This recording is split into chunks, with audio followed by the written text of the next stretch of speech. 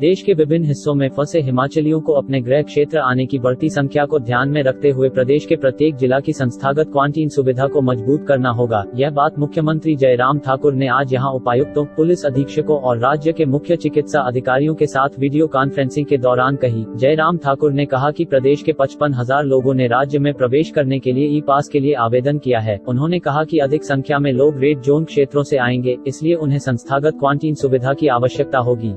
उन्होंने उपायुक्तों को निर्देश दिए कि वे अपने अपने जिलों में इस तरह की सुविधाओं की पर्याप्त संख्या में पहचान कर उन्हें चिन्हित करें। उन्होंने कहा कि यह सुनिश्चित किया जाना चाहिए कि ये केंद्र व्यस्त क्षेत्रों से दूर हो और इनमें शौचालय इत्यादि जैसी सुविधाएं उपलब्ध रहे। उन्होंने कहा कि इन संस्थानों में उचित स्वच्छता व्यवस्था को सुनिश्चित किया जाना चाहिए। मुख्यमंत्री ने कहा कि रेड जोन से आने वाले सभी लोगों और इन्फ्लुएंजा जैसे लक्षणों वाले सभी लोगों को संस्थागत क्वारंटीन में रखा जाना चाहिए।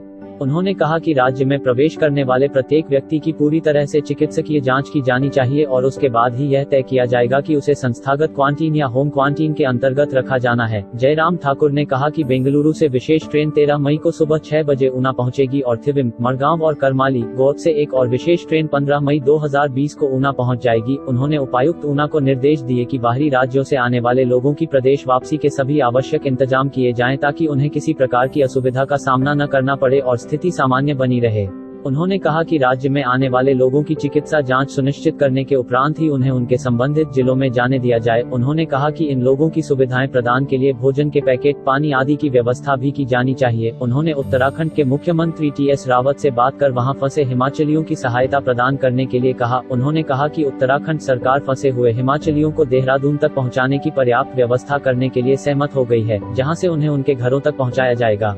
जयराम ठाकुर ने कहा कि जिला के अंदर आवाजाही की अनुमति अब बिना पास के दी जानी चाहिए, जबकि बद्दी पुलिस जिला, जिसमें बद्दी, बरोटीवाला, नालागढ़ क्षेत्र भी शामिल है, को छोड़कर दूसरे जिलों के लिए आवाजाही की अनुमति परमिट से दी जाए। उन्होंने राज्य में आर्थिक गतिविधियां शुरू करने की जरूरत पर भी बल दिया। उन्होंने कहा कि होम क्वारंटीन को और प्रभावी बनाने के लिए प्रणाली विकसित करने के लिए भी कदम उठाए जाने चाहिए। उन्होंने उपायुक्तों से कहा कि जिन घरों में लोगों को होम क्वारंटीन रखा गया है, ऐसे घरों पर नजर रखने के लिए पंचायती राज संस्थाओं व स्वास्थ्य कर्मियों के प्रतिनिधियों को आवश्यक रूप से शामिल किया जाए ताकि कोई भी व्यक्ति होम क्वारंटीन का उल्लंघन न कर सके। मुख्यमंत्री ने कहा कि संस्थागत क्वारंटीन सुविधाएं इस तरह से बनाई जाए कि जो लोग भुगतान करने के इच्छुक है उन्हें भुगतान के आधार पर बेहतर सुविधाएं उपलब्ध करवाई जाए। जयराम ठाकुर ने कहा कि शीघ्र ही लगभग 300 विद्यार्थी यूक्रेन से चंडीगढ़ पहुंचेंगे। उन्होंने कहा कि इन सभी छात्रों को संस्थागत क्वारंटीन में रखा जाएगा। ब्यूरो रिपोर्ट, डलहौजी हलचल।